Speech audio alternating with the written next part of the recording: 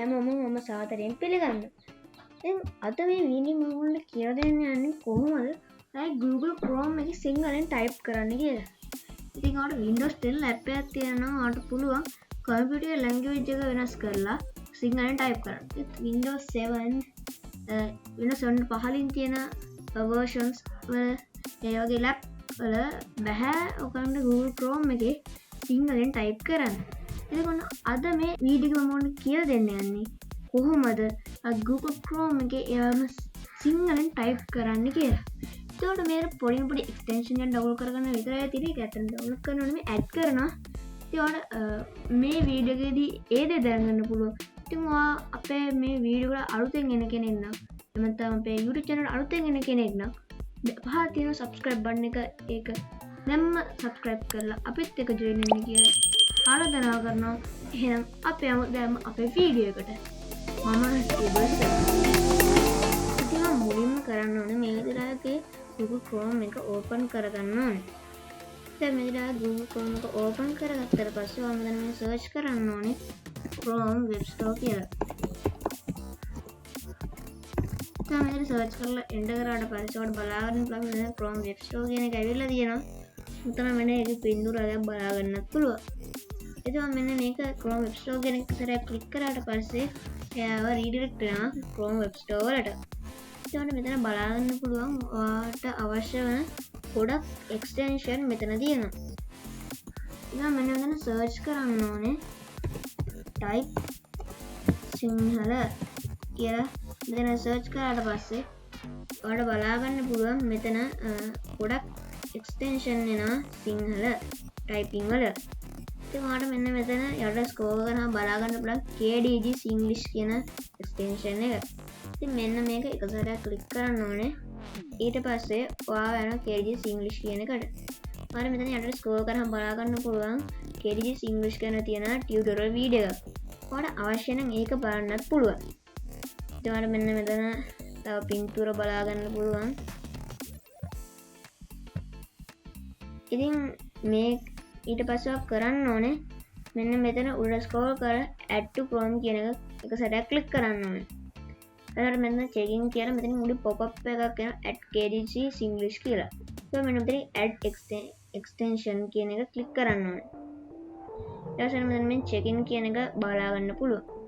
ඊට පස්සේ ඔයාලට මෙන්න මෙතන යට ඒක download වෙනවා බලා ගන්න පුළුවන්.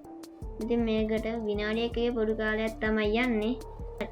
මේක මේකට ඉවර වුණාට පස්සේ ඔයාලට බලන්න add into Chrome කියලා මේ යට තිබ්බ බාය එක යනවා.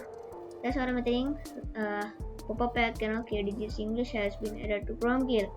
ඒ කියන්නේ ඒ KDJ Singlish කියන එක Chrome add වෙලා කියලා. ඉතින් ඔයාලට ඒක remove කර ගන්න මෙතන remove from Chrome කියන එක click කරගන්න පුළුවන්. හරි. ඉතින් දැන් අපි download කරගත්ත වැඩේ ඉවරයි. අපි ඊළඟට බලමු කොහොමද මේකෙන් වැඩ ගන්න කියලා. හරි මම දැන් new tab එකක් open කරගන්නවා. දැන් මට මෙතන extension icon එක වල බලා ගන්න පුළුවන්. මේක click කරාට පස්සේ ඔයාලා බලා ගන්නවා KDJ Singlish කියන එක තියෙනවා. ඉතින් ඔයාලා හැමතිස්සෙම කරදරයක් වගේ මේ icon එක click කරලා KDJ Singlish එක ගන්න. ඔයාලට අවශ්‍ය නම් මෙන්න මේ pin icon එක click කරලා ඒක ඔයාලට මෙන්න මේ ඉස්සරහට ගන්න පුළුවන්. ඉතින් මම මේක කරන මේ icon එක click කරන්න ඕනේ pin icon එක. ඒකට බාගන්න පුළුවන් ඒක මෙන්න මෙතන ඇඩ් වුණා. ඉතින් ඔයාලට සිංහලෙන් ටයිප් කරන්න ඕනේ නම් මෙන්න මේ icon එක උඩ එක සැරයක් ක්ලික් කරන්න ඕනේ. ඒකට බලා ගන්න පුළුවන් KDJ Singlish type in Singlish Sinhala එහෙම එනවා. ඔයා මේක ඊළඟට කියලා දෙනවා හොඳට මතක තියාගන්න. ඔයා මෙතන ටයිප් කරන්න ඕනේ. ඔයාලට සිංහලෙන් ටයිප් කරන්න ඕනේ එකේ ඉංග්‍රීසි උච්චාරණය. දේ නෙමෙයි. දැන් හිතන්න ඔයාලට මගේ කියන එක ටයිප් කරන්න ඕනේ. ඒක මෙතන ටයිප් කරන්න ඕනේ මයි කියලා එහෙම නෙමෙයි. ඒත් ඔයාලා බලාගන්න බලන්න මේ උච්චාරණය තමයි මෙතන යට වැටෙන්නේ. ඉතින් ඔයා මෙතන මගේ කියන ටයිප් කරන්න ඕනේ MAGE. එතකොට ඒ ඉංග්‍රීසි අපි කියවදුනත් කියන්නේ මගේ කියලා තමයි අපිට කියවන්නේ. ඒක ඔයාලා බලන්න බලන්න යට මෙන්න මේක මගේ කියලා වැටලා තියෙනවා. ඉතින් ඔයාලා ඊට පස්සේ මෙන්න මෙතන උඩ copy කරලා ඒක ඔයාලට අවශ්‍ය තැනක ඕන වෙන word එකකින් උනත් ඒක paste කරගන්න පුළුවන්. හරි දැන් මම මේක මෙතන paste කරගන්න ඔයාලා බලන්න පුළුවන් ඒක සිංහලෙන් type වෙනවා. හරි. ඔයාලට ඒ ඔයාගේ ඕන එකක් මෙතන සිංහලට පරිවර්තනය කරගන්න පුළුවන්. ඔයාලට අවශ්‍ය නම් තේරෙන දෙයක් එහෙම තියෙනවා මෙන්න මට කමෙන්ට් එකක් දාන්න පහලින්.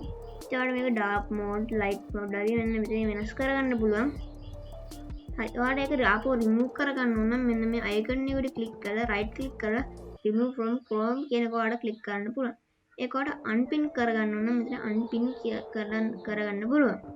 හරි ඊට පස්සේ ඔයාලට ඒක ගැන මේ ගැන මොකක්වත් ප්‍රශ්නයක් තියෙනවනේ මොකද ඔයාලට බලාගන්න ඕන මේක රයිට් ක්ලික් කරාම can't read or change sites data. يعني මේකට ඔයාලා කිසිම data වෙනස් කරන්න බෑ.